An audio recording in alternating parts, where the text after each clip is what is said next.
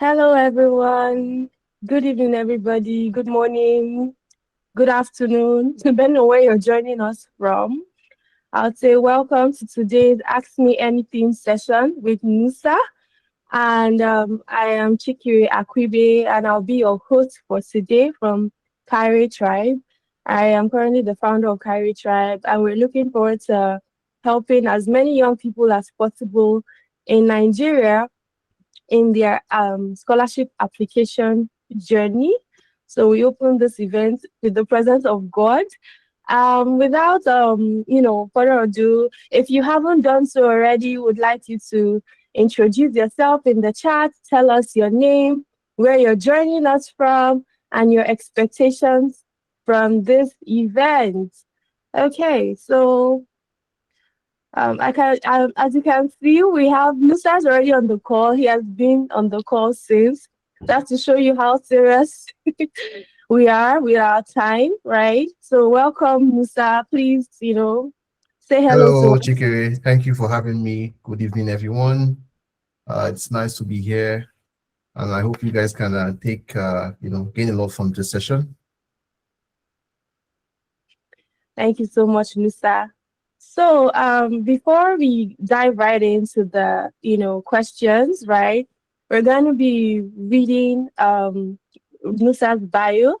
And then we're going to be asking him the question that you had asked when you registered for the event. So, are we excited to be here? I want to see the reactions. I'm not seeing the reactions. I don't know. Are you guys clapping?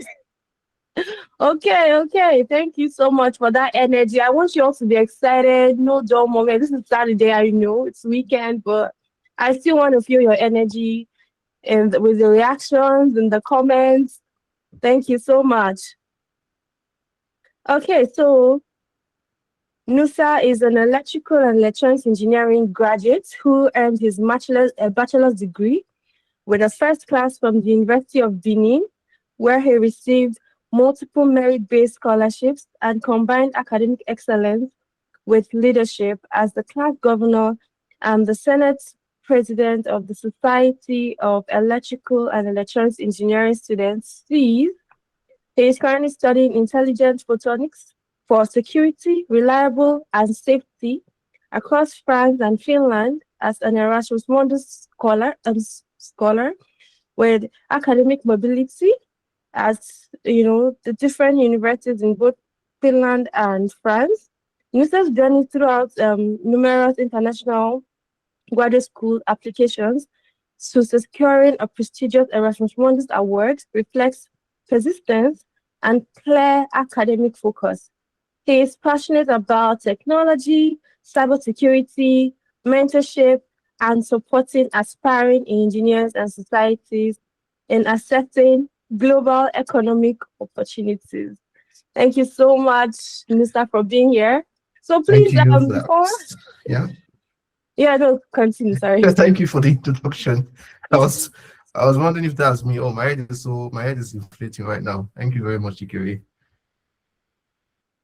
Yeah, thank you so much. So please, I didn't want to murder the names of the university, so that's why I intentionally omitted it. So just tell us a bit about the universities that you're currently studying in. Okay, so like you already heard, so I'm an Erasmus Mundus student. I'm in my second year. So currently I'm in Finland, and the current university is University of Eastern Finland. My first university was in France, University Jean Monnet, and in my third semester I would be in Paris, University Paris Escritel. So if you are wondering, my specialization is in computer vision and machine learning. Oh, that's really, really nice. So tell us, like, with your journey in France and all, have you like finally learned how to speak French? Oui, parler petit peu français. Okay, okay. Nice, nice, nice. Okay, so It's not without very further good. We are working ado, on it. yeah, yeah, yeah. But like at least I can, detect the French accent, and I'm glad that you're learning a lot from your experience and all that. So without, I don't want to directly dive into the technical question. I just want to say, how is it like, traveling around the world while you're doing like your masters and all? How is the experience like? How are you feeling? Are you excited and all that? Well, I guess it's how do I start? No, it's a very exciting experience. For you guys that are interested in Erasmus, it's a once in a lifetime opportunity for you to see Europe. So you can actually, it's not the world at the moment. Let's say Europe for now, because it's under the European framework. So you're studying Yeah, across different universities in Europe. So at least two countries, right? And then yeah, there are some programs that have like UK, Japan, Mexico, in addition to Europe. So actually you can actually go and see the world with this program. So it's been exciting.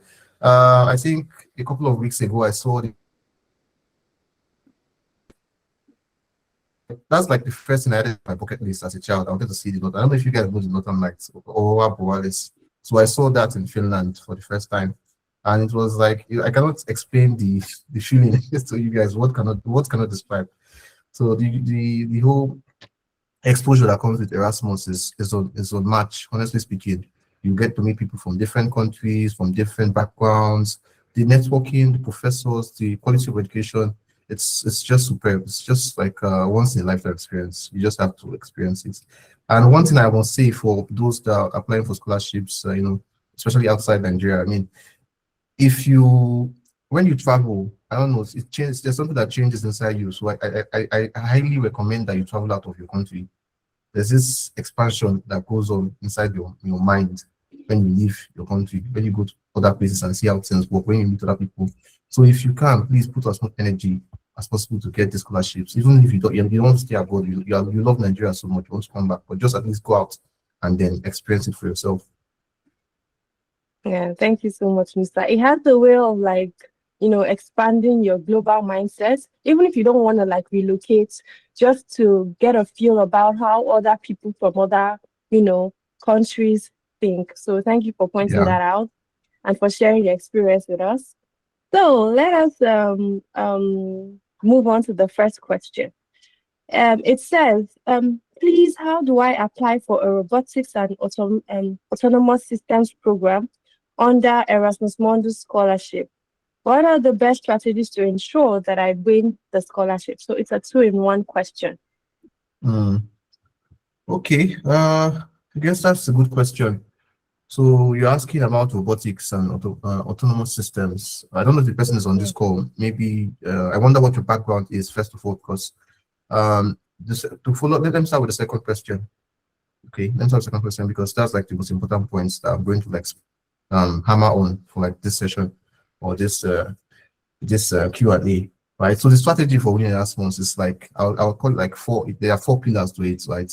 So basically, the first and most important thing is fit.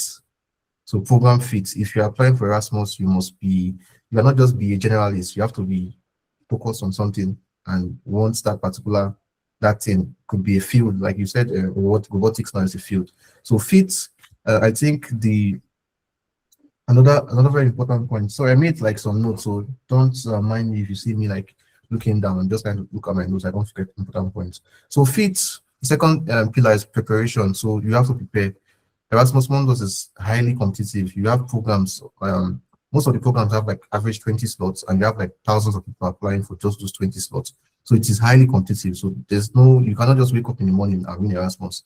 I would maybe detail later in the session about me because I was not really prepared.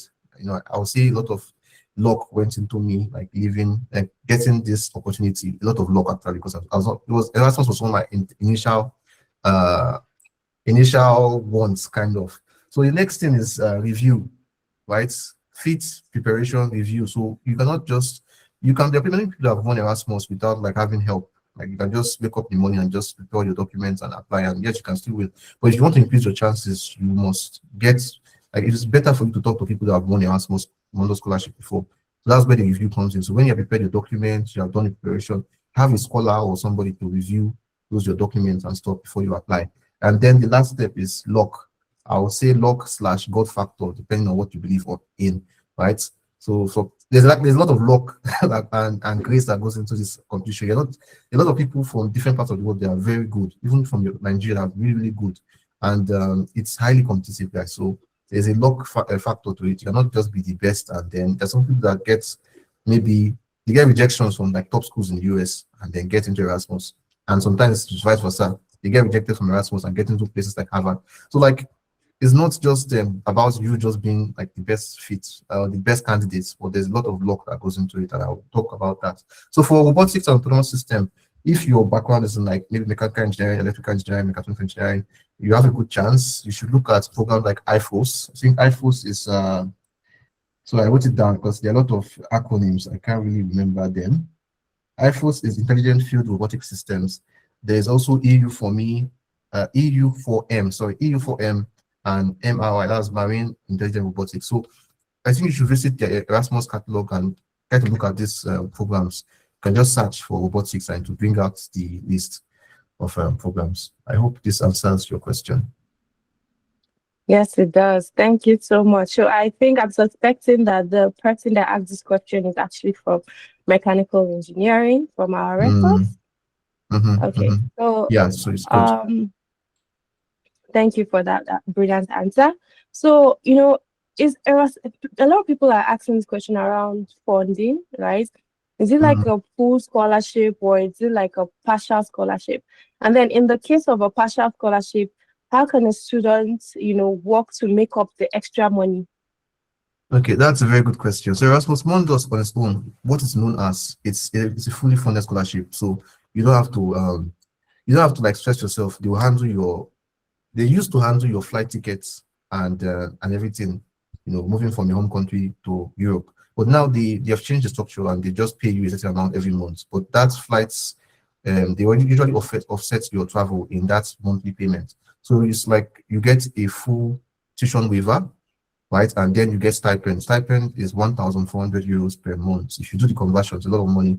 But if you're in Europe, it's enough for you to live in any country actually in Europe, right? So for me, why this question is kind of nice, because I actually came here on a partial scholarship. Funny enough, I did not get the Erasmus Mundus fully funded scholarship, the stipend. So, but at this point, I am actually having other source of funds. So I'll maybe explain, right? So there are other scholarships that you can get that will help you. So first of all, I actually got an Erasmus Mundus consortium scholarship, so which is like they gave me tuition waiver and health insurance. So that's like valued 20,000 euros. So the school fees was like 18,000 euros, and then health insurance is like at least maybe 2,000 euros. So it's just the stipend I didn't get, right? So, but somehow, if I took a risk and I left the country because I thought I was going to get it fully funded, because I was on a reserve list. So maybe if someone had rejected their position, I would have gotten the full scholarship. So, but still, there are other opportunities that you can get, like that will give you some money. It might not be as much as the 1,004, but at least it's some money to help you survive in Europe. So as for working, I plan to actually work. So I don't usually, I took a risk, but I usually don't make like stupid decisions and just risk my life. So when I came, I thought, okay, even though I don't get the scholarship, I could work as a student. But if you are planning to do that on a partial scholarship, what I would advise is to have money for like the first couple of months, because that's what I did. I did not come here to just like without any money. It would not have been possible at all. So I said, okay, I was going to support myself at least for the first semester, because I was working in Nigeria kind of on my own as a freelancer. So I was going to support myself for at least for the first semester, until I got maybe a scholarship or some funding. So and also another thing that actually made me like encouraged me to make that decision was I saw another Erasmus scholar that got partial scholarship for dentists. I don't know if you know dentist program. And then when she got to Europe, she got like enough money, like almost as much as Erasmus money. So it's possible for you to get other alternative source of funding. For example, Erasmus Plus grants, mobility grants. You get that in your second, third, and fourth semesters. So although I missed the second semester, but I still got another kind of funding second semester, even though it was not much at all. I've gotten another like sort of funding for the third semester. So you could get some scholarship, but before you leave your country, make sure you do enough research to, okay, how can you get the scholarships? What should you do? Are you like, when should you apply? Because one of the reasons I missed something, I didn't apply on time. So, but for working, I don't think it's very advisable, except you can work remotely. That's the only way to work. For physical work, Erasmus is very, very like tasking. Like, for example, in France, I was having classes from 8 o'clock to 6 p.m. every single day. So imagine, when would I work? I tried to actually get a job, but it was not really possible to work in France. Maybe in Finland, like for example, Finland is more chill. You could work, but at the same time, there are not enough jobs in Finland. And also there's a language barrier. Like if you don't speak French, you can't really get a job in the city I was in. Even in Finland, I'm sure why they are sometimes they reject me for jobs that I don't speak Finnish. So it's just like that. So that's my advice. Have enough money for like the first semester, and then plan very well. Like, okay, how do I apply for scholarship for second semester, third and fourth semester? Even for the first semester, you can get some scholarship, but you just have to plan. That's just my own thought on it. But it's the risk. If you ask me if the risk was worth it, definitely I've had this experience. I've not had the experience I've had in the last 8 months if I did not take that risk. And I feel like there's light at the end of the tunnel for anyone that takes such a risk, as long as it's calculated. Okay, thank you so much for like throwing more light on how to, in as much as you're taking a risk when it comes to funding, but also how to be calculated and how to, plan your moves.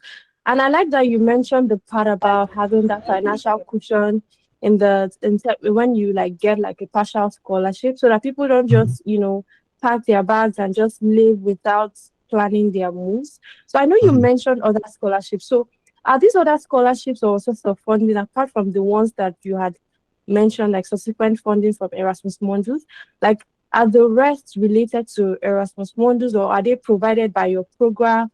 And like, what are Mhm. the possible ways of exploring those scholarship options? Okay, it's good. Good question. And also, I just want to mention one more thing. Also, if you actually get the Erasmus Mundus full scholarship, you get a stipend. Mhm. You have to use your money to come to Europe. I don't know. I don't think many people are aware of that. So there's this Erasmus Mundus documents that you would find on the Erasmus Mundus Nigeria page. So it details everything you need.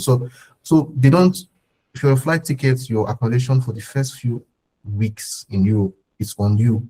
So what most Erasmus scholars do when they get the fully funded scholarship is that they borrow money and then they come to you, and then when they pay the stipend, they can pay back. So everybody's actually taking that. You're actually using to have money for the first couple of weeks, whether you're fully funded or self-funded. And then for the other opportunities, yeah, they're not apart from Erasmus Plus grants, right? The other scholarships can be from different bodies. For example, for my school, although I was not eligible for that one because I was not in the particular track. So that one day was like 10,000 euros. So it's like they call it Manutech Slate. It's from my own school, right, to support a master's student that's coming to study, right? Mhm. So assuming you don't get Erasmus, that's almost equivalent to Erasmus. So you could have gotten that if I was in that track, but I was not in that track. Then there's also private bodies that would sponsor, like for example, the lady that I spoke about that got the partial. She got from an American company, not even Europe, an American company that gave her some money Mhm. and that covered her tuition, covered some of her cost of her living. So, and then some, like for example, there's a French IFU Excellence Scholarship.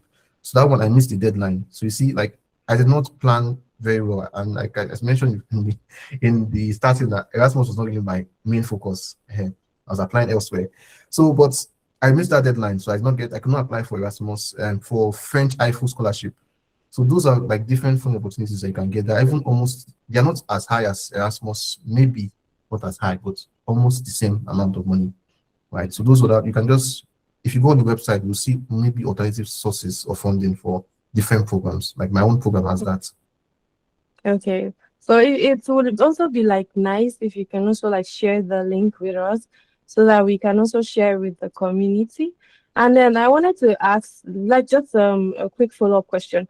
Mhm. Can you like be like an Erasmus Mundus scholar and still be like eligible for, because I know that some of these scholarships might be like, okay, since you already have the scholarship, you might not be Mhm. eligible for other sorts of funding. But like, can you be like an Erasmus Mundus scholar on a partial scholarship and still be like able to access all these other fundings? Okay, yeah, that's another very good question. I don't know, maybe somebody asked you this question or you know somebody in this particular position, but yes, actually, for as a matter of fact, if you have the Erasmus Mundus, maybe partial scholarship, like the university scholarship, the Christian scholarship, Mm. right, you are eligible for Erasmus Plus. But if you have EMGM, that's the actual Erasmus fully funded, you cannot apply for Erasmus Plus. So there are some like technicalities. And then if a certain scholarships that say, okay, if you already have this funding from the European Union, you can apply for this particular funding, right? But there are so many opportunities. For example, there's one scholarship for people in my school. No, people in photonics, in my field, photonics, my program is intelligent photonics, people in photonics. So some of my classmates and some of my senior colleagues won that scholarship. It's highly competitive. You just give like 3 or 4 people in the entire world. It's like $10,000. So you already have Erasmus scholarship and you have that 10,000 on top of, like, so they're just swimming in money. So yeah, there's a lot of opportunities. You just have to like search. And for the link, there's not a single link. So this is where you have to do research, right? You have, if you're applying for maybe my program or another program, you just have to go to the website and check. And these days, research is like not very difficult with AI. You can just say, okay, what alternative source of funding? And then AI will just give you like some links. So yeah, there's not one link I can just share. Okay, no problem. Thank Yeah. you so much. So I hope we're taking notes. I hope we're hearing these amazing points, especially when you're leaving your country. One thing a lot of people don't emphasize on is strategy. You always have to have your strategy game like on check, okay? Mm.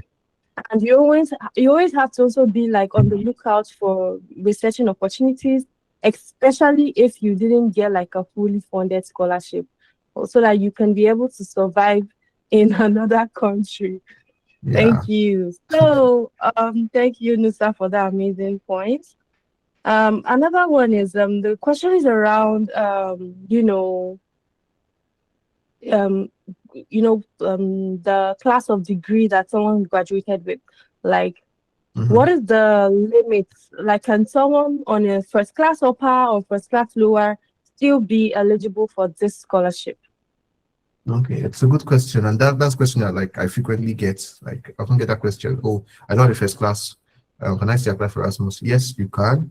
I have met this year, this particular year. So there's this Erasmus Nigeria page. If you're not following that page, and you want to apply for Erasmus, you're wrong. If you don't, if you're not following that page, and you want to apply for Erasmus, you're just making things hard for yourself because they give you a lot of information. So what they do is that they list all the scholars. Once there's someone that gets an award, they list the person's profile. So if you're not on that page, I want to share you like a very mad trick that, or should I say tip that will help people that are applying next year. Like almost like, I don't know, Sha, but I mean, if you're on this call, you should get some value for joining this call for your efforts. So I'll give you some tips that me I did not know and I did not apply. And I felt like if I knew them, I would probably have gotten a fully funded scholarship. Right. So for the class of degree, I've seen 2 people that had 2-2, like 2-2 as below 3.5, and they got Erasmus Mundus. Now, mind you, they are not just 2-2 graduates, right? 2-2 is not the end of the Mhm. world, right? But when you consider these people that had this grade of degree, they did not just apply with 2-2. They packed other things alongside their profile. For example, publication. I think one of the first guy, his name is Ibube. He's like very popular. Like I think Waka Waka. I don't know if you know Waka Waka Doctor. If you guys are familiar with Jackba, whatever. He interviewed the guy. You can now look for his video. So the guy had 2-2, and but he had like 6 publications in like very top journals, and like he like got some letters of recommendation from his professors. So he was able to get like I think 2 Erasmus Mundus scholarship during his time, right? And even this year, I know somebody that's actually even joining. The person got 2 Erasmus. This person got 2 Erasmus Mundus scholarship, and the person's GPA was less than 4 points. So that should tell you something that if you don't have first class, the other things you can leverage on. So I mean that people that have first class does not get full scholarship, but there are people that doesn't even have up to 4 points, and they're getting 2. Not even in this competitive season, they're getting 2 scholarships. That means that there's a lot of preparation that goes in. You cannot just carry your 2-2 and apply because first of all, one of the first thing, not even one of the first thing that Erasmus considers is your grade.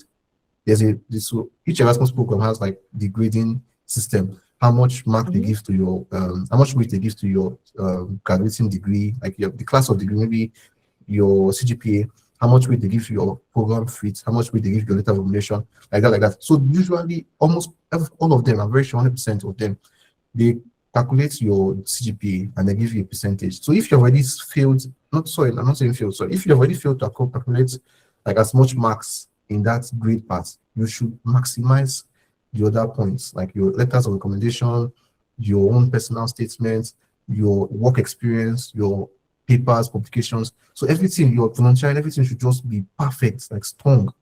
I know, like, so that particular guy that actually got into 2 programs, right, this year, I know the person directly. So the person has like conferences, the person has like one publication is in a very top journal. So these are ways you can build, and the person has like projects, like machine learning projects, or like not machine learning, like Python projects on GitHub. So you can add your GitHub, you can add your work experience, add your your letters of accommodation, strong ones. So all these things can just create a buffer for where your grades filled. Yeah. So I think with this you can actually get it with 2-1. So Erasmus, but I'll not lie to you, I'm not painting it like okay, it's like rosy. Erasmus will always consider people that have like higher grades, like so 80% of the winners will actually have first class. It's just the fact. But because those ones, it's not just first class, they have first class, they have other things too. So, but it's not like it's not one way. So you can also break the barrier and like get what you want if you plan very well. Yeah, thank you so much for pointing that out. So, like you said, if you graduated with a 2-1 or a 2-2, it's not the end of the world. You can also find other ways to complement your degree and help you in standing out. Thank you so much, Nusa, for pointing that out to us. So, I know earlier you had mentioned about, accommodation in Europe and all that kind of stuff. So, like, considering the fact that you were not like familiar with Europe already, how were you able to like secure accommodation on your arrival to your first country of mobility? Okay, so Is I there like believe. a practical Mhm, guidance from Erasmus Mundus, or like did you have to do it by yourself and all mhm, that? mhm. Okay, maybe the person that asked me this question has gotten scholarship already. So congratulations. So if you're on this call, so Yeah. yeah, for getting the accommodation, that's I think usually your program will tell you how, like all the websites, all the programs have their websites, and on their website they have information to help their scholars. So, for example, my first mobility country was in France, and for me there was a document that was created by the previous scholars.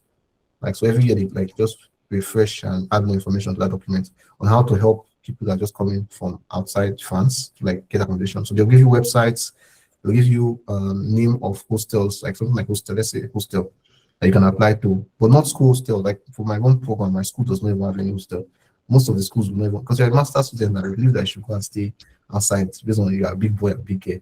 So they will give you like list of hostels and all of that. Then you have to like make payments. Mostly in France, you deposit, sometimes you deposit money. For me, I have to deposit money, I have to pay application fee. And all of this money is your money. So if you get a Erasmus Mundus scholarship next year, just be preparing the money you're going to use. It's not small money, it's euros. So euros is like 1.7 now. I mean, is it 1.7? 1.6 something. So it's 1.6 something. So if you have this amount of money down, or you have someone to borrow this money from, because you pay with your money, right? This deposit fee, the booking fee, the how do you say it now? Flight ticket also. So once you get your accommodation, you have gotten like, and also don't, there are scammers who like, it's abroad, but this is scam. They see it's a scam. Sometimes you can go and pay to somewhere that doesn't even exist. The house doesn't exist, or maybe it's just fake pictures, right? That they put on the website. But there's some verified website here. Still, there's still like some mitigation against scam. It's just if you are just unlucky or you don't ask questions, like you fall into scammers' hands. So you can pay for this. You pay for this accommodation. Like for me now, when I paid, I got my like my details of my room. I have the, for example, in Europe, Europe is very nice, I guess. So when I was coming, they put my key in like a locker, and they will tell you, "Okay, this is the locker, this is the keypad, like the code to access the house." It's just very nice. You can just put the code once you arrive, put the code, take your key, and go to your room. So it's just like yeah, it's not they're very big deal. And their websites, just talk to the previous cohort or your coordinator or something. They'll give you information. Okay, thank you so much. So, like, just to confirm, the Erasmus Mundus scholarship, both full and partial, does it Mm. cover like your accommodation and your flights? No, no, no. So for okay, so what you get for the Erasmus Mundus scholarship is the tuition, the participation fee, which is the Mm-hmm. tuition waiver. For me, it's 18,000 euros. That's for my Mm-hmm. school. For the three schools, because it's three different schools, right? 18,000 euros. Then you get health insurance. Everybody's Mm-hmm. covered health insurance. But some Erasmus scholarship for me, for example, I applied to 10 Erasmus programs. I got into like second stage of four of them. Then I was awarded partial for three of them. So I went with the one that gave me the most money, which is my coin program. There's other two of them. They did not give me. They only gave me like partial scholarship. So like I had to pay some like maybe 1,000 euros to join or something like that. And but I think they give health insurance for everybody. But the full scholarship itself, the stipend has they've calculated your housing fee, your flight, and everything. So they're going to be paying you that one for every month. for the rest of your 2 years. So everything is calculated inside that money. So there's no separate, okay, accommodation money or flight money. It's just inside that 1,400. And before it used to be, they will give you some amounts, then they'll give you 1,000, 1,000. But then also maybe it's not making sense for them. So they just made it 1,400 for everybody. So, but usually Erasmus covers your health insurance. So it means that if you are sick, you can, get free healthcare and free healthcare. It means if nothing can just happen to you and then you don't have money for you don't have money for emergencies ahead. And also if you're lucky enough to get tuition waiver, you don't have to pay anything. Even for me, when I was applying for my visa, you have to pay €100 for visa fee. Because I was under Erasmus Mundus, I did not pay for visa fee. So see, a lot of nice stuff like that. That's really, really nice. Thank you so much for clarifying. So I have a question, a follow-up question, right? I know earlier you had talked about things that can boost one's profile in applying for the Erasmus Mundus scholarship. And I wanted to ask, does volunteer experience, does it count? And if yes, does it have to be in one's field of study or research interest or any volunteer experience at all that demonstrates leadership? How does it work? Okay, good question. Good question. So volunteering, I think first of all, Erasmus has its metrics for measuring how they pick their students, and it varies from program to program. But one thing I like about Erasmus Mundus compared to PhD applications or scholarship applications, it's very transparent, right? And they will tell you what they are weighing you on. If it's your motivation letter, if it's your profile, if it's your fit. So usually sometimes if it's volunteering is important, they will set it that okay, your leadership experience, because sometimes volunteering is leadership experience also, right? So it doesn't necessarily have to be in the field, or maybe you're going to machine learning, you must volunteer in machine learning, because there's not much you can volunteer in machine learning. So you can be doing something for the environment or doing something for people with disabilities or just anything that involves volunteering. So they just want to see that okay, you actually are selfless, right? So you are able to help the world, contribute to the world, without getting any payment or something. For me, I was a tutor. My main volunteering. I had several actually.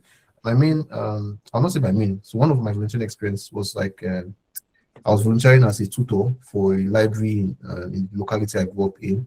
So I was teaching them graphic design, digital skills. Then I was also the class governor of my class during my bachelor's. So about this, I was also senate president. So all of this, they were not paying me for it. So it's volunteering and leadership, right? And for those that are applying to other places apart from Erasmus, that tutoring experience I had can be teaching experience for you if you're applying to somewhere else. But for Erasmus, I don't think they will give volunteering that much consideration. So anything as well as just shows that you are selfless is good. I think another thing that might help, maybe if you are applying for something like software development. So if you are a software guy or computer science person, you must have not heard about open source. So basically you're working on open source projects. So you can even add that one to your CV that okay, there's this project that's open source. A lot of open source projects, right? ChatGPT started as open source, if I'm not mistaken. So open source, you contribute to code, you fix bugs and all of that. So you're doing it for free, and you're just leveraging your contributing your skills to develop something for free for the community. So you can add that to your profile, and helps you because they take open source means a big deal for software guys. So this is just my experience, but it doesn't have to necessarily be in your field per se. Yeah. Okay. But if it's in your so field, much. better.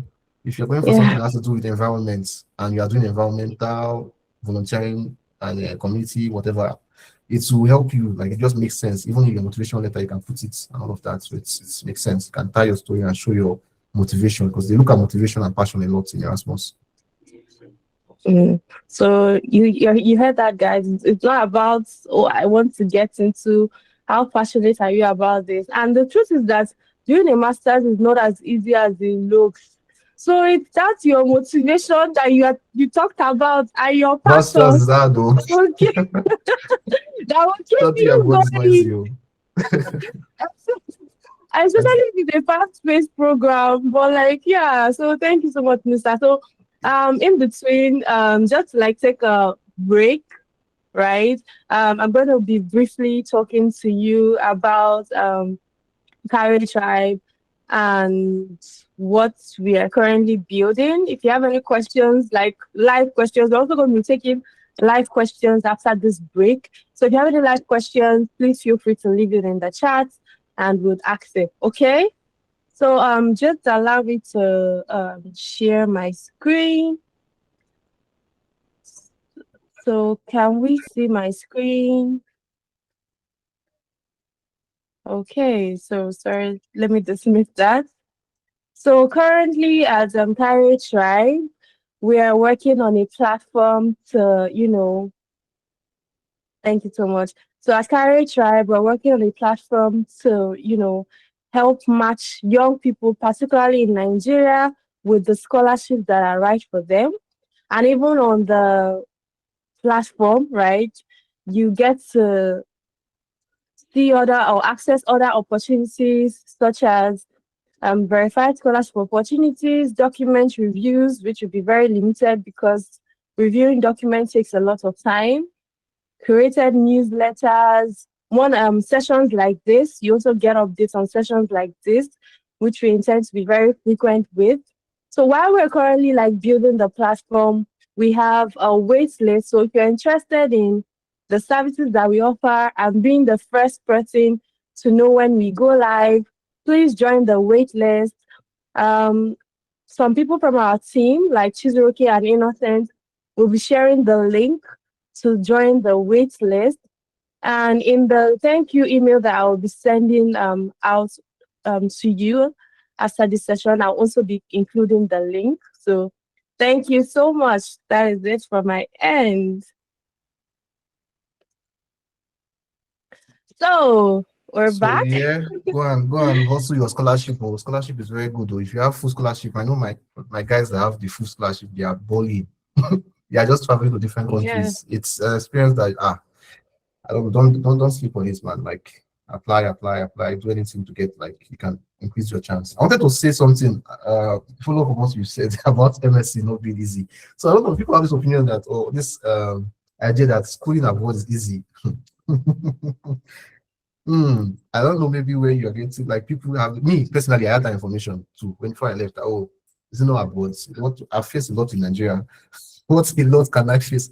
Let me tell you, I was depressed in France. They nearly took my life in France because the educational system for Erasmus, it's a fast-paced degree. So I'm getting 3 master's degree. So how Erasmus works in 2 years, I'll get 3 master's degree. So it means I'm doing 3 masters in 2 years. So it is Wow. like no time. Like it's just very crazy. To survive here is like very difficult. So don't have the mindset that because you are a dog of a gun in your locality or you are valedictorian in your school. If people that they pick in Erasmus are actually usually like top students, and it's not very easy. Everybody complains. Even the guys from like international people that actually are in schooling abroad, when they come to Erasmus, they still complain because it's very tough. So just prepare your mind. Erasmus is not for you to come and lie down or enjoy yourself. Yeah. So yeah. So please, masters is not. Well, the thing is that it's a different system, right? Which Yeah. has its advantages and its challenges. Don't think Mhm. that, oh, because of it's abroad, you just come here and you not study. Please, you If you still don't have to study, you study. fail. You still, you still have to You submit your assignments. Deadlines are taken very seriously. yeah, Academic misconduct, like something you that can't you cheat think here. that it's a very serious issue here, right? Especially like the academic misconduct, like be careful so you don't get kicked out of your program. So all these Yeah. things are not to scare you. Please, they're not to scare you. It's just to help you to prepare more, to prepare your mind, to be ready to bring in your A game. Because you're going to be meeting a lot of smart people, and some people usually battle with imposter syndrome. Please, you're smart. You're very just anytime that you want to doubt yourself, just tell yourself that you're very, very smart. Even if it means every morning when you wake up, oh, okay, I'm sorry. You know what? Just take what we have said. Because of No, the you need it time, though. You need it. yeah. Because of the time, let us go to Yeah. the comment section. Okay, so There's one around. Please, is there any skill set that will be asked to acquire for this opportunity? From Joseph. Okay, so skill set for Erasmus, because Erasmus is like 200 plus different programs. So it's not like one program. So I cannot tell you that this skill set is what is useful. So maybe I need to get more information about um, your background, what field you're interested in. Because for example, let's say the person asked about robotics. If you are going for robotics and you already started learning about ROS, I don't know, guys in robotics know about ROS, you know about controls, you know about automation, you know Python, you know computer vision. So those are the skills that will be relevant to robotics. But if you're going for maybe something like let's say like chemical engineering, if you know about ANSYS simulation, all of those chemical engineering stuff, that will be so you cannot use your skill set from maybe computer science and they want to go and apply for mechanical engineering. Although it's possible to switch if you have a strong enough motivation, but it's very difficult. So those you have to have a base and then build on that base. And you can build on that base by taking online courses. Online courses, your courses from your bachelor's, you can also help you, you know. So it's not really they're not doing magic here. So it's just maybe advanced of and maybe more modern stuff or more compared to what you did in your bachelor's or where you're coming from. So yeah, it's not you just have to like pick specific and so the thing I said that's the most important thing for your strategy in Erasmus is fit. So that fit means your profile, your experiences, everything has to be tailored for that program. I applied for 10 programs. That was a mistake. I think I was just trying my luck, honestly speaking. But it doesn't mean I applied stupidly. This is just that electrical engineering is very broad. You can apply to Mhm. Chico is electrical engineering too now. Yeah, I So you finished understand our program electric is very flexible. You can broad. apply to embedded Yeah. system, apply to computer engineering, controls, renewable energies. So I was applying to those programs that related to electrical engineering. So yeah, so you just have to like fit. So but if you're applying this year, next year, I think don't apply to one program. Don't make the mistake of applying to one program. Apply to at least four, five. Well, don't take it above five because if you're above five, I don't know how many programs can fit you. For me, like I had experience from renewable energies, cybersecurity, so I could apply to all these programs. And actually, I did not apply as in like maybe I did not, as I said, I did not like get a lot of help when I was applying, right? But I was able to get the second stage of like 4 Erasmus programs. You get, and I was also actually offered like partial scholarship for like 3 of them. So even though I was like applying like blind, like I did not really know much about what I was doing, I still like was able to secure this because I already had experience from applying like for PhDs in the US. So fit is very, very important. Yeah, thank you so much for pointing that out and for emphasizing the importance of fit when it comes to skill sets. So our next question is from Destiny, and this it goes. Please, he said he didn't get the full scholarship. Please, what did he do to get the partial funding? Okay, good question. So the partial, I was not like how to explain this thing now. So it's not like I was not qualified for the full scholarship. So that's why I said luck is very important here. So there's this thing, Erasmus takes about 20 people. The most programs take the average is 20 people, and you have like applicants like 2,000 applicants. So it's like do the math like less than 0.1 chance, 0.1% chance of you getting, if I'm not mistaken, share of you getting the scholarship. Right. So what happened to me is that I was on the reserve list. So I met the requirements, but there are more people. Another thing that you also have to note, I forgot to mention, how come this is luck. It's preparation, but it's still luck. For example, now, if you are Indian and you apply to my program, automatic rejection for you. Why? Because Indians have exhausted their slots. If you're Pakistani, you're applying to my program, most likely you will not be accepted because a lot of Pakistanis have already gone to my program. For Nigerians, specifically, if you're applying to my program, there are only 4 more slots left for Nigerians. So it does, even though you are the best applicant in maybe next year, and there are not enough slots for your country, you will not get a scholarship. It's not because you are not qualified. So for me, um, I was on the reserve list. So meaning that I said most people apply. Every single person I've met usually applies for more than one Erasmus program. So what happens is sometimes people get two. I also when I got two and rejected one. The person's coming to my program rejected the other one. So you can get two. So when you reject one, the next person gets bumped up to the full scholarship. So I was on the reserve list. So that's why I actually took one of the reasons I took the risk. So the partial scholarship was given to me because I met the requirements. So but now there are more people that, let's say, ranked higher than me. So it's merit. It's not like they cheated me or Joe. But geography also matters a lot. If they're not enough slots for Nigerians, automatic rejection. So I was on partial reserve list with the partial scholarship. So assuming someone rejected, which I was hoping for, but that did not happen because that was the same time they locked US and everybody now focused on Europe.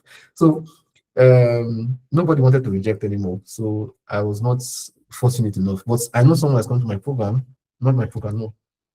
Someone that's coming to Erasmus this year that was on the reserve list also, and somebody rejected, and the person was promoted to scholarship. So you see, so there's a lot of luck, and the partial scholarship is just to show, okay, at least you are qualified, and they don't want you to go, like, hey, just you come.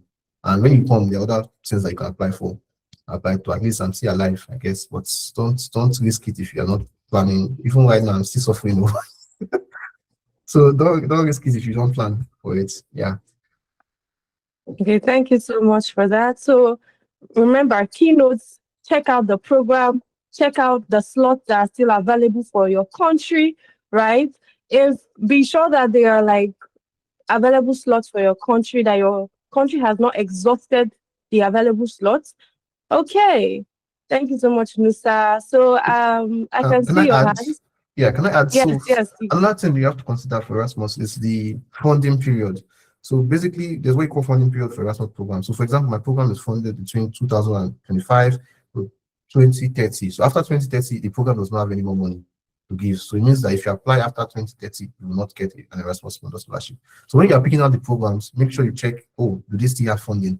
So let's say I said IFOS, IFROS, you want to apply to the IFOS.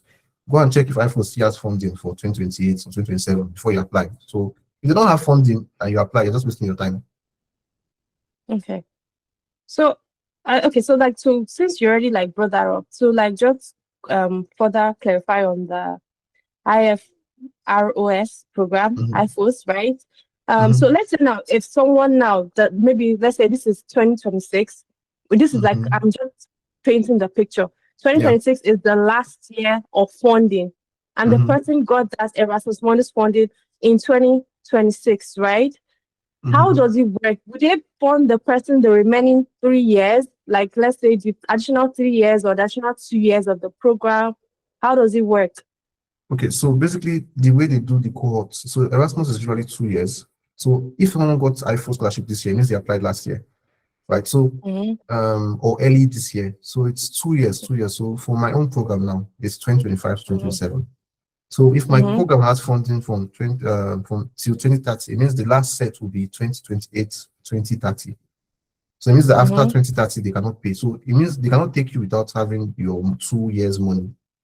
Do you get? So it's for my program, 2030 is the end.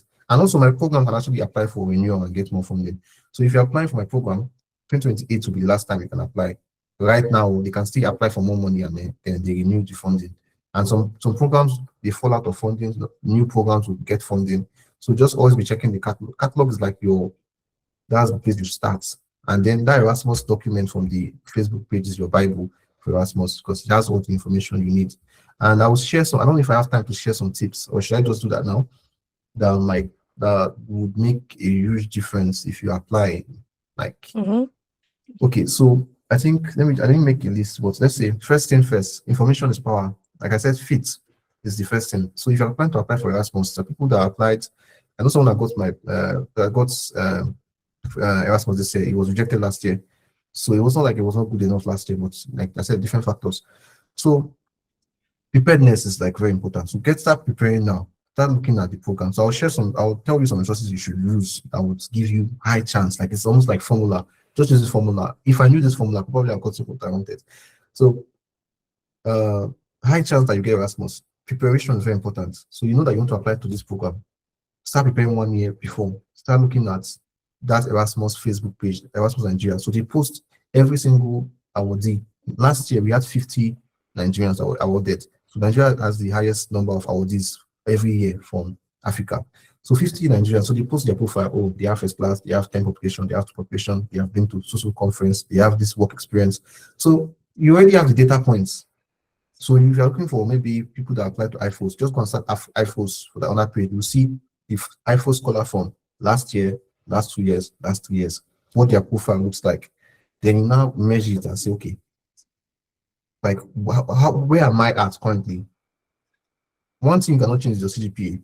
Maybe all three of them are first class, or two of them are first class, one of them is not first class. Because okay, I do I have first class? Then that was already an advantage. Okay, I don't have first class, okay, no problem. What other things do these guys have? Let me overdo, like let me outdo what they have. They attended 4 conferences, I'll attend 5 or 6. They have like 4 publications in this team. I'll have like 7. So that it will just be like very solid to make up for the. So this is like a way to just like the data points are already there for you to work on. Like these people have already won the scholarship. Then the next thing is review. Still on the pillars I mentioned, review.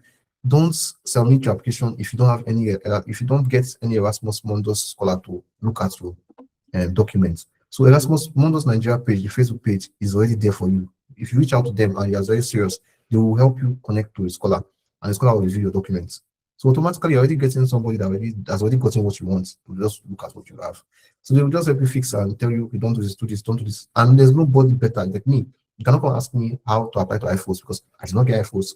So someone that is in IFOS that will be better suited. Like for me, I have information about my own program that someone in IFOS does not have.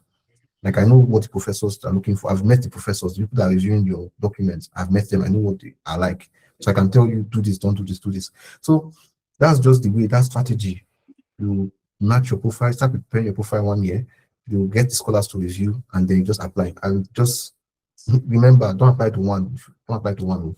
Apply to at least 4 because it's very competitive. You can be the best and they still reject you. It's not a matter of if you are the best sometimes. For example, let me tell you, dances, for example, they give 1 more point to ladies applying. So I'm not saying like I'm not going to put like any like oh this person better than this person, but if you are on par with a lady, like you guys have same profile, or you have a slightly better profile than a lady, because gender inclusion is not a bad thing. So they will give them 1 extra point to go up. So they will select the first. So it doesn't mean that you're not good.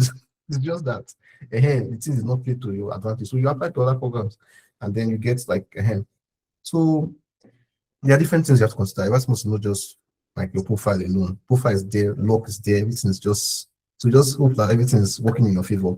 So I guess that's about it. Preparation, review, and luck. Hope for luck. Increase your chances by applying to many programs. I think that's the strategy. If you follow these 3 strategies, information, get information from Emma. They have the document, that Bible. I said, go and get that Bible from their Facebook page. Look at the profile of the past scholars. Then go to Reddit. Reddit is also very good because you're not looking. Erasmus Mundus Nigeria is only showing you Nigerian scholars. If you go to Reddit, there's EMGM subreddit. It will show you like people that have gotten scholarship before. You can see from other people because they're not only competing with people from Nigeria, they're competing with people from across the world. So you can know, okay, this is what other people from India, from US, from China, this is what their profile looks like. So you can get an idea of how to prepare yourself. So I think information, yeah, is very, very important. If you follow these things I just mentioned, these 3 things, you'll get multiple Erasmus scholarship. If I knew about all these things, don't worry. So yeah, I'm very sure people from this course, if you take advantage, you get it. It's not like it's magic. You have this repeated, something that's been repeated. Some people don't just know this information. This information you have gotten for free that is worth 1,000 for every month. So I don't know what you want to do with it. Yeah, thank you so much. So, before we move ahead, please, I'd like to take permission from you, from everybody on this call, because of the questions. Can we take an extra like 15 minutes of your time? Is it allowed, Musa? Yeah, sure. And also, if I forgot to say something also, you can reach out to me. It depends on like my availability. You can reach out to me on LinkedIn and just search my name on LinkedIn. And I have a YouTube page that you can go follow. Although I've not posted content for a while because I've been busy. So I was posting like my experience in Erasmus, how to apply. There's actually a whole breakdown of how to apply on Erasmus for Erasmus on my YouTube page. So just search my name on Google. Yeah, search my name on Google. You see everything. Don't worry.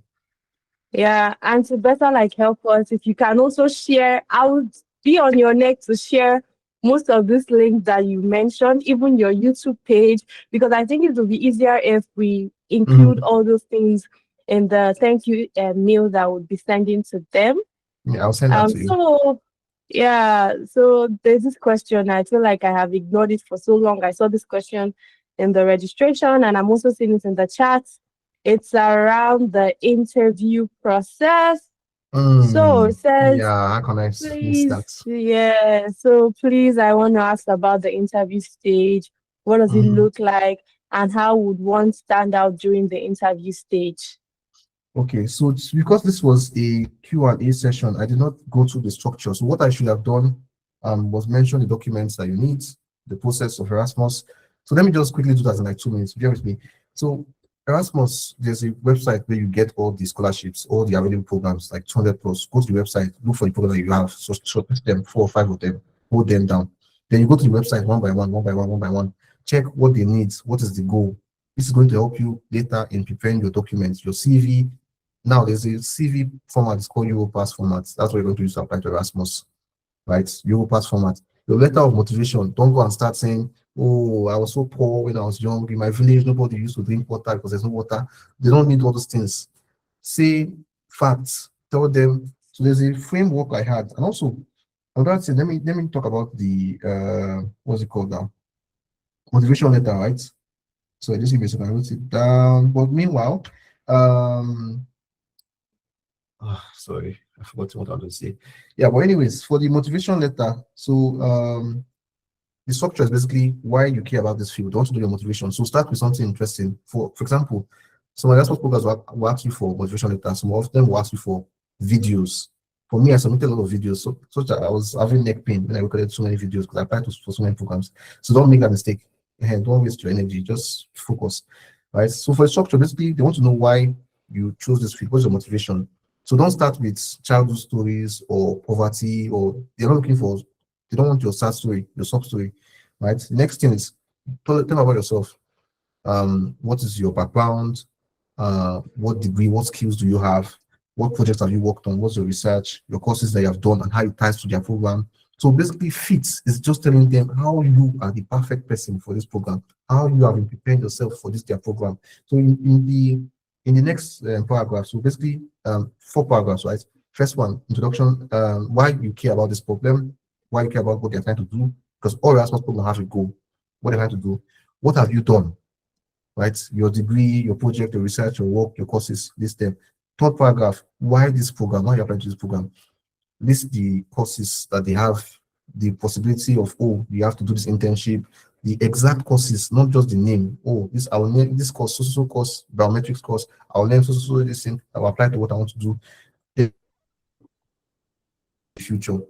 Like what's your plan for the future? I had my own letter open for one of the programs I applied to, so maybe I can just read like the introduction to just see, to tell you like what you're expected to like have. So for the first paragraph, you want something to hook them. So let me just read like a few sentences of this. So my motivation letter for dances, right? So this is, let me read motivation letter for dances program.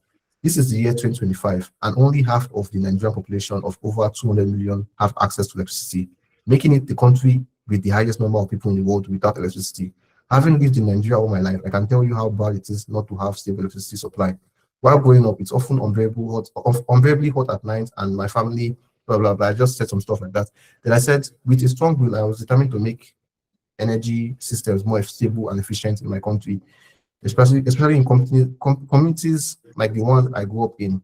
This lifelong goal fits very well with the DENSES 2.0 program and program's goal of creating decentralized smart energy system. So this is just about renewable energy. So that's my introduction to my own letter I wrote. Now, Erasmus is okay. After you have submitted your documents, they will shortlist you for interview. So interview, what do you need? Not all of them actually. Some of them will call you for interview. Some of them will just give you awards straight up. So, but for the interviews, they will shortlist like maybe 50 people, and then they will pick 20 people, right? So for the interviews, you have to be very prepared. If you can talk to Erasmus scholars, to one mistake I made, there's not like I did not know I was supposed to do Erasmus things. Talk to Erasmus scholars, they can set up interview. Erasmus scholars, like they are always ready to help you. Like just email and reach out to them on LinkedIn, message them. Once you message them politely, understand their own schedule, they're also busy. They can set up interview for you and prepare you for interview. What is expected of you in interview? So there are 2 types of interview: the very technical type and the less technical type, the more standard interview. I had the more standard interview. Oh, tell us about yourself. Then they have open your documents, your CV. Oh, you worked on this project in your undergraduate days. Tell me about this project. Okay, what is your understanding of this program you're applying to? Tell us about your understanding. What are your long-term goals? They will ask you like, so basically your SOP and your CV. They want to see if you are the one that actually did it. It's not like they don't know the information already. So they want to ask you. So you, in your interviews, you should be showing passion, showing yes, I did this. Talk with confidence. Don't give generic answers. Give specific answers. I worked on this final project. I was the one in charge of doing this. And at the end of this project, we did be able to improve power generation in my country by 30%. That's a lie. So just like that, they want to see those specific things. They want to see and you're saying all this, you're smiling. You're like, yes, like you're just saying it confident. Be confident, even if you're saying nonsense. Don't say nonsense, but if you reach a point that you have to say nonsense, say with confidence. I don't know. Don't you ask me a question, you're not like, oh, I don't know. You can say, okay, I don't know about this, but I think is it related to this? You can ask them the question back. Maybe they will not clarify and give you some answers. They can use it to this interview, like then there is a more technical interview that will ask you, what is this? What is that? What is this? What do you know about this? Can you solve this? So these are like tips for interviews. I don't know. I hope this helps you if you get to the interview stage. Yeah, thank you so much, Nosa, for walking us through the process. Like you said, please be sure to reach out to somebody who has already gotten the scholarship, Nosa, or even, so like he said, to make sure that the person you're reaching out to is preferably in the program that you're applying to, because that would be more helpful if the person is already in that program. So then the follow-up question I want to ask, I know the question is on the chat, but it was in the registration form. So like for someone that is in the health-related field, like nursing and the rest of them, do you know if there's any like Erasmus Mundus support for health-related field like nursing and the rest? Yeah, there are actually programs for health related. I don't know the exact names. So like I said, when I was interested in engineering, I can mention like maybe off of my head, like maybe 8 I can recommend for engineering guys. But for health, I have no idea. So you have to check. I know there's someone I know that and I got this biomembrane program. So someone it did something related to, I think his degree was biomedical engineering, actually, not that's engineering. So if you are health, I think just go to the catalog and then search for nursing or maybe health. So their own Erasmus is not about, there's no degree in nursing, there's no degree in medicine or degree in electrical engineering. The programs are, the name only tells you. For example, this iPhone, this intelligent something clinical robotic is the name. My own program is intelligent photonics for security, reliability, safety, accessibility. So it's not a course. It's not a field. It's a field, but it's not electrical engineering. It's not computer science. For my program, there are people from computer science, from chemical engineering, from mechanical engineering, from space engineering, from automation engineering, from physics. The most of the guys in my program are from physics because it's photonics. Photonics is in physics. Me, I'm electrical engineering, but because electrical engineering is like you can actually there's a interlace, I don't know, between electrical engineering and physics. So you can actually, so it's not because it's a physics heavy field that you cannot come from computer science as long as you are motivated enough, because there's AI and machine learning in my own program. So you see computer science will come into, so they'll try to match everybody up to get the same background. That's why it was very difficult in the first semester, because they wanted to mash everybody together to be on par. So yeah, it's like that. It's like that for Erasmus. There's no nursing program. It can be something for healthcare, something this like that. So you just have to check. So if you have a degree in medicine, you have a MBBS degree, microbiology, you can apply to those programs. All of you can apply to that same program, even though it's not like there's no specified. They will list the programs that are related to it in the website. So just check the catalog. Okay, thank you so much, Nosa. So there's a question. So I'm just gonna briefly so let me see, so be sure I'm not missing anything. For Joshua, we have already talked about the skill sets, right? It will be more related to, make sure your skill set is more related to your field, right? And then we talked about, funding, reopening. He had mentioned that programs would have to reapply for the funding. Yeah. And if they get it, they would,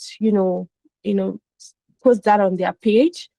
And then another question is from Destiny. She said, sorry, I don't want to assume. I think they should give Destiny room to talk, because let's say she's complaining that there are so many questions that was not answered. Yeah.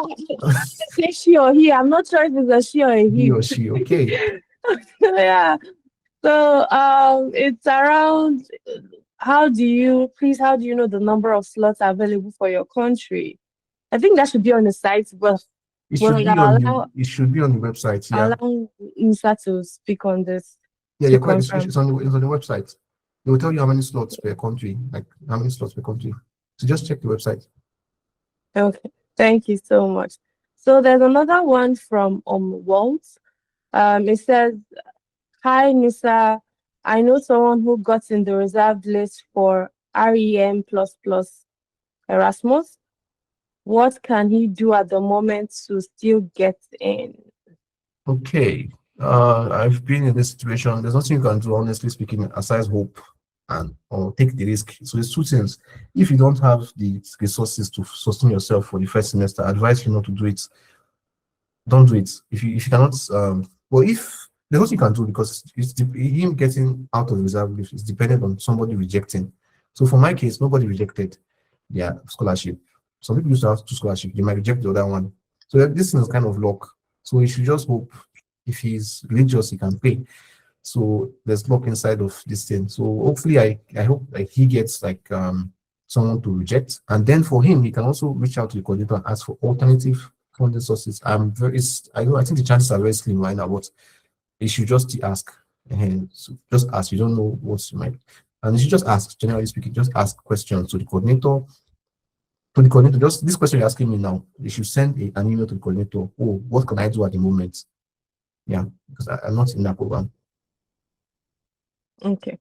Thank you for clarifying, Musa. Mhm. So another question that's not here, it's more around the language exam. I'm just want to follow up. Oh, yeah. Is a language exam required? And Mhm. does Erasmus Mundus cover the cost of the language exam, or you have to cover that cost by yourself? Okay, so I wrote IELTS, yes, I forgot to mention. So language exam, Erasmus Mundus doesn't pay for anything once you come to Europe, right? And so some programs, for example, my dream program I wanted to apply to, I could not apply for it because I did not have IELTS, and I begged them, told them that, oh, I got a letter from my school that shows I speak English. Unfortunately, these guys allow South Africans to apply without tests, and they're saying Nigerians cannot apply. I was pissed. I was pissed, but I mean, it's their program now. They're the ones. But IELTS is recommend. I would say if you have the money, right? It honestly speaking, because these days now, the way Erasmus is, if you're going to the US, take IELTS so that you can apply to Erasmus, you can apply to Saudi Arabia, you can apply to Australia, because all of these things are limited if you don't have IELTS. Most of the Australian schools need IELTS. Saudi Arabia, you need IELTS. You can never apply without IELTS. For me, I had to write IELTS within a week notice because I was already late on my dream program. They already served me breakfast. I cannot apply without the IELTS. And I already saw that, oh no, it's like two other programs in IELTS. So I have to prepare in 1 week to write IELTS. And if you have to pick between TOEFL and IELTS, I would tell you to pick IELTS because TOEFL is more difficult and IELTS is more recognized. TOEFL is most for people in North America, blah, blah, blah. But IELTS is like everybody like accepts IELTS, and it's pretty easier than TOEFL. So you can, I prepared in a week and I got like 8.5 out of 9. So you can prepare in a week. Although your English has English, they are testing you for English, so your English has to be good enough to get good score. So IELTS is better. And some programs will tell you can submit your letter from university that you did your tuition in English. So if you have that, I had that too. But some programs will not allow you to submit without IELTS. So if you can't take IELTS, please take it as soon as you can. It's valid for 2 years and it opens you to opportunities in Australia and Saudi Arabia. I'm sorry, in Middle East, not Saudi Arabia, Qatar, many schools that they have there. Okay, thank you so much for that clarification. So I wanted to also confirm, does Erasmus cover the cost or you have to fund it by yourself? The IELTS, it's your document that you have to fund it by yourself. And that's what's so cover it. And also, I think one thing, if you have the money, it's like 299,000 or 300K right now. Yeah. When I got to it was 266,000. If you have IELTS, it's kind of an advantage. This is not official, right? But if you have two people that have the same profile, one person has IELTS, one person doesn't have IELTS, the exact same score, like maybe the academics, you can use IELTS to push the person that has the IELTS above who doesn't have the IELTS. So I mean, it's like proof that you understand English because the program is in Europe, and English is the course, the medium of teaching, even though the people teaching you sometimes are not native English speakers, but they expect that you should be able to understand. A lot of people complain in my class that you cannot understand what the professor is saying with the French accent. So they need you to understand English, because if you don't understand English, it becomes a problem for you learning. You cannot learn. Imagine you don't even understand English. Now add English with accents. You'll not even follow anymore. So IELTS is like proof for them to show that yes, you speak English and you understand English and all of that. It's not a big deal. So they don't pay for the stuff. So you can get iScholar or Education USA. No, Education USA will say you should apply to US. iScholar, MC, Market Taiwo, you can apply, and they can pay for this IELTS for you and GRE in the case. But yeah. Thank you so much, Mr. So why I asked that question, because I know some certain scholarships that once you apply to the scholarship and you get in, they cover that cost for you. So that's why I asked the question. Wow, that's so nice. Yeah. So last but not the least question. If we didn't answer your question, I'm so sorry because of time. Right, we're already like above time by 16 minutes, and if you feel like you still need answers to the question, feel free to reach out to us. We could reach out to Nosa, get you the answers, and like send you feedback. Okay. So another question I wanted to ask was, I know I saw a question, I missed out a question in the chat about how does the application work? Like, would you apply to the school first or to the scholarship? Like, how is that tied? Very good question. Very good question. Yeah, this is something that confuses a lot of people. This is not like this is a Q&A. So, like I said, go and consult that Bible on the Erasmus Nigeria page. It will give you all the step by step. But this is a good question. Some people are confused. So, my school, I'm attending 3 different schools, right? And there's people think you have to apply to each school one by one. No. So, Erasmus program, it's a consortium. So, they call it consortium of these institutions. So, the 3 schools will come together, and then you just have one application. So, you apply to that program, and then automatically you're accepted to all 3 schools. You understand? Then some programs that have multiple mobility tracks. Like for me, some of my colleagues will go to Lithuania. Me, I chose Paris to come back to Paris, to come back to France. Then some of my colleagues will go back to my initial university. So they only get to go to 2 universities. Initial university, Finland, and back to the initial university. Me, I'm going to Finland and then to Paris. Then some people go to Finland and then to Lithuania.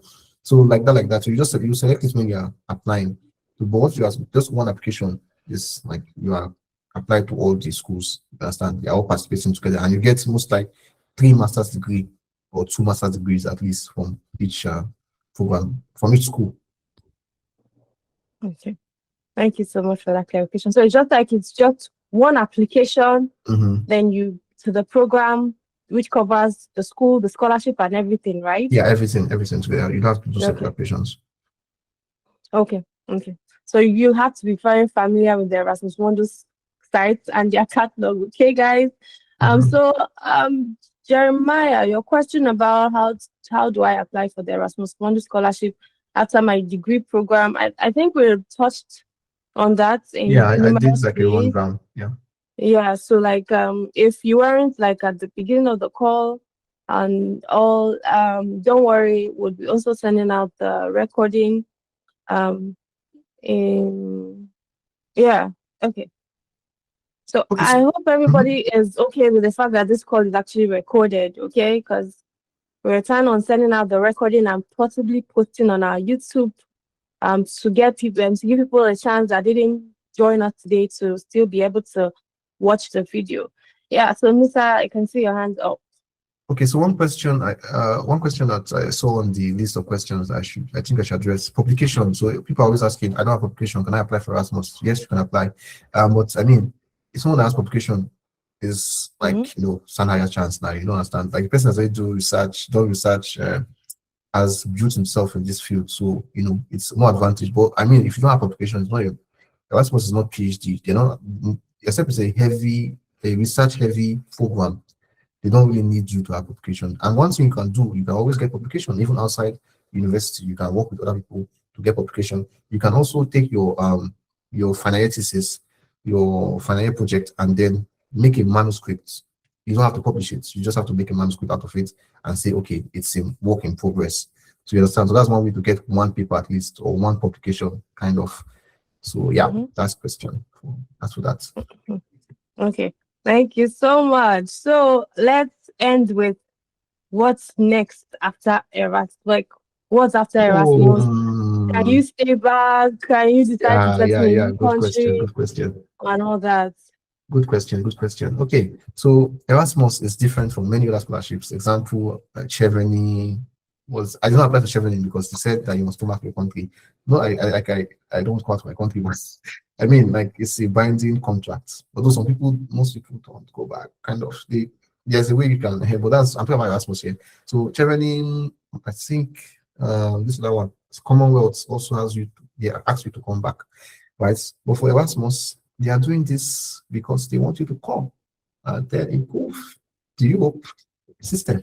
So basically, they want you to stay. Actually, 80% of Erasmus scholars stay. Nobody's going to chase you back home. And there's also like a there's like a, how do you say, framework. Like, usually, let's say you finish in this country, you can always apply for a post-study work visa. So usually, for example, now I have to apply in France. It's 1 year, so they give you 1 year to find a job in your a job or a PhD in your field, right? If it's in Germany, I think maybe 2 years. I think it's 2 years. But it's different for different countries. But usually, they don't just kick you out or after your master's go back. If you find that, oh, you want to do something else in Europe, you are free to stay. There are three parts, popular parts. You can do a PhD, which is what most people do, because finding a job in Europe right now, it is tough. The job market everywhere around the world is like cooked. So it's very difficult to find a job, especially when you're just coming out of a master's. Given I'm not saying Nigerians are not very solid, but let's say you're coming from Nigeria, you don't have so much experience in like job experience. You're just a fresh graduate and you're just getting your master's. Your master will prepare you. There's also a 6-month internship. For me now, I want to do a summer internship, and then it's 6 months. My entire fourth semester is an internship, 6-month long internship. It can be with a company or with a research lab. So if I go to research lab, most likely I want to do a PhD. If I go to company, I want to like get experience. So they value European experience. So for Erasmus, that 6 months internship for my program is preparing you, it's giving you already 6 months experience, then 3 months to you, so everything 9 months. So you can actually get a job. But for my program, most people go for PhD because my program, the field of photonics, it's a very physicsy field, and they need experts. And most times, PhD is like the evidence that you have studied this thing very well. You know it so much. So like maybe 90% of my colleagues, my senior colleagues, go for PhD. I don't know if I'll go for PhD. I'm not sure yet. But anyways, if I get a job, good, why not? But my program has 100% employability rate. Means that if you finish this program, you must get something, whether PhD or a job. Like, it's a must. You must get something. There's no way, like, there's enough opportunities for you to get something. Like, it's a very hot field, and that's the same for many Erasmus programs. They have like networking event. Erasmus is crazy. Like, they give you some programs. They have like summer schools. Right, that's one reason I took the risk of coming here on partial scholarship, was that there's light at the end of the tunnel. Like, you already seen that every single person that's graduated from this program got something, either a PhD or a job. So there's an assurance that even if you invest some money, you must get something out of it. So that's how Erasmus, and the name Erasmus is very like it's like a brand name. So if you're Erasmus, it means like you're one of the best like in the world. So once you put it on your CV, like, Erasmus, yeah, it's popular. So they want to like take you, all of that. So it's very nice. So nobody's chasing you to go back home. You can decide. So I said industry, PhD, or you can go back home. Actually, some people, for example, some people can go home. Like, it's not like they're going away from their country. Some people, their countries are also like have opportunities for them. So they just want to get the experience or the masters and then go back to their own country. But for most people, 80% of people would stay back in Europe, get a job, or do a PhD. Thank you so much, Nusa. We had so much, like, we learned so much today, and I'm sure that a lot of people learned so much too. Like I said, if your question was not answered because of time, please feel free to reach out to us and we'll send it to Nusa. Thank you so much, everybody, for joining us. And the fact that you even stayed like an extra 24 minutes, we're so grateful. Thank you, Nusa. Thank you so much to everybody. Yeah, I hope to see our deeds from this call. I want to hear the testimonies too. And for the links, like we earlier mentioned, they will be shared in our thank you mail. So please don't bother about if you get all the links. We'll follow up to ensure that you get all the links. Okay. Thank you so much, everybody, for your time. Thank you so much, Nusa. Please enjoy the rest of your evening. You too. Thank you for Bye. having me. Bye, Thank everyone. you. And also, yeah, thank you. I also want to thank the team in the comment section. Thank you, Innocent. Thank you, Chinjoke, for also like helping me hold down the comments and the chats. Really appreciate you. Okay. Please don't forget to, if you didn't sign up, please sign up so we can have your email address to send you the thank you email, and also join our wait list for more opportunities. Thank you so much, everybody. All right. Good luck, Bye. guys, in the applications. Au revoir. À bientôt. Over.